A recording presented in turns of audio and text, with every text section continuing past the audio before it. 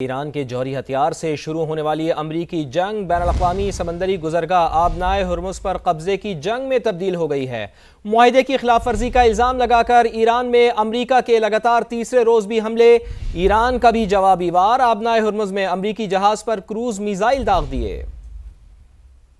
آبنائے ہرمز پر کنٹرول کے لیے جنگ شدت اختیار کر گئی۔ امریکی فوج کے مسلسل تیسری رات ایران پر حملے، کئی علاقے دھماکوں سے گونج اٹھے۔ امریکی سینٹ کام کے مطابق جنگی طیاروں نے بندر عباس، کشم، جزیرہ کیش کو نشانہ بنایا۔ خوزستان کے متعدد علاقوں میں پروجیکٹائل سے حملے کیے۔ 5 گھنٹوں پر مشتمل آپریشن میں ایران کے ساحلی دفاعی نظام، میزائل تنصیبات، ڈرون سائٹس اور بحری صلاحیتوں کو نقصان پہنچایا۔ حملوں کا مقصد ایران کی تجارتی جہازوں پر حملوں کی صلاحیت کمزور کرنا ہے۔ اس وقت 50,000 سے زائد امریکی فوجی اہلکار مشرق وسطی میں تعینات ہیں، جو پوری طرح چوکس اور کسی بھی کارروائی کے لیے تیار ہیں۔ کی حملوں پر ایران کا پلٹ کر بھرپور جوابی وار۔ آپریشن نصر 2 کا اعلان، آبنائے ہرمز میں امریکی بحری بیڑے پر کروز میزائل داغ دیے۔ بحرین کے جفیر ایئر بیس پر اسلحہ گوداموں، سیٹلائٹ مواصلاتی مرکز اور امریکی افواج کی رہائشی عمارت کو ملیہ میٹ کر دیا۔ ایرانی فوج کے مطابق امریکی بحری بیڑے کو بھی نقصان پہنچا۔ کویت اور اردن میں بھی امریکی تنصیبات پر حملے کیے گئے۔ آبنائے ہرمز میں خلاف ورزی کرنے والے 2 ٹینکرز کو نشانہ بنا کر ناکارہ بنا دیا گیا۔ متحدہ عرب امارات نے ایرانی حملوں کی تصدیق کی اور کہا کہ ٹینکر پر حملے میں عملے کا ایک بھارتی رکن ہلاک ہوا۔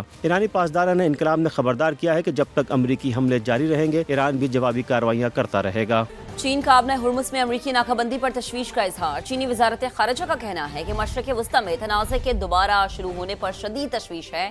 یورپی ممالک امریکی غیر قانونی فیصلے کی حمایت بند کریں۔ یورپی ممالک سے کہتے ہیں کہ اپنے بیانات اور اقدامات میں احتیاط سے کام لیں۔ کوشش کی جائے کہ چین اور یورپی یونین کے تعلقات متاثر نہ ہوں۔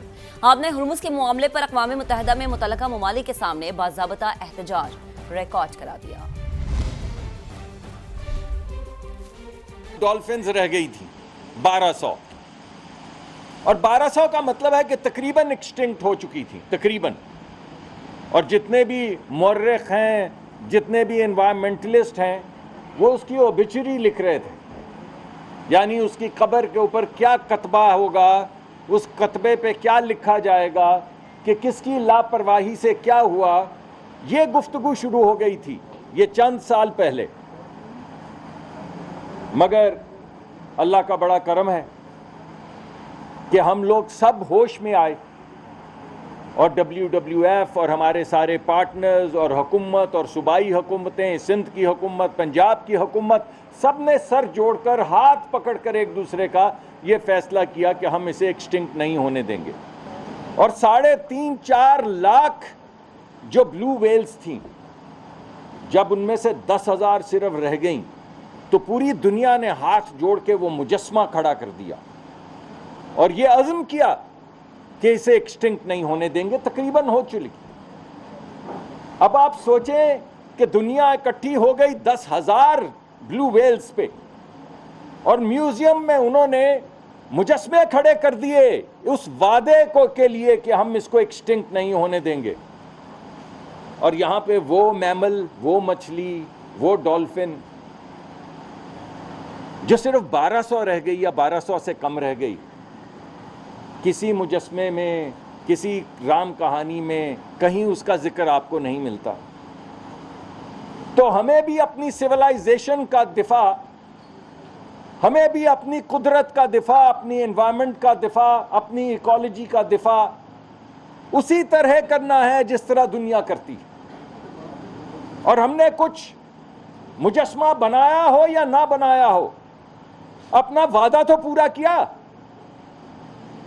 تقریباً 220 بلائنڈ سٹرینڈڈ ڈالفنز جو ہیں، جب ٹوٹل 1200 رہ جائیں تو اس 1200 میں سے جب آپ 200 یا 250 220 ٹو بی پریسائز گنیں تو آپ کو اندازہ ہوتا ہے کہ کتنی محنت کی ہے لوگوں نے۔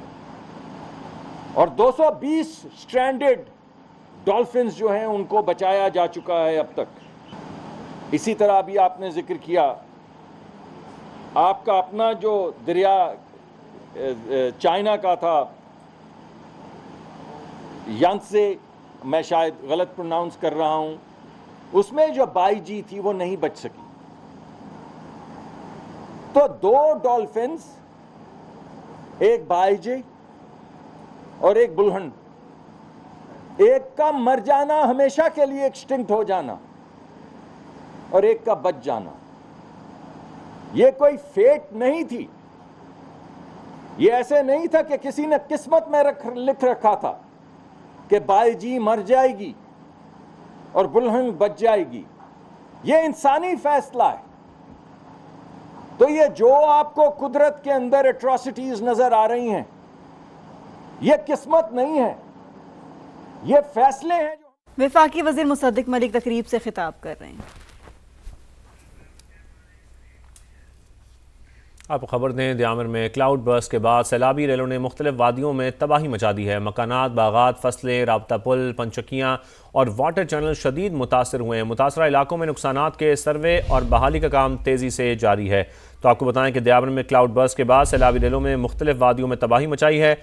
مکانات، باغات، فصلیں، رابطہ پل، پنچکیاں اور واٹر چینل شدید متاثر ہوئے ہیں. متاثرہ علاقوں میں نقصانات کے سروے اور بحالی کا کام بھی تیزی سے جاری ہے. آپ کو بتائیں کہ ملبے اور بڑے پتھروں کے باعث سڑکوں کی بحالی میں مشکلات کا سامنا بھی ہے.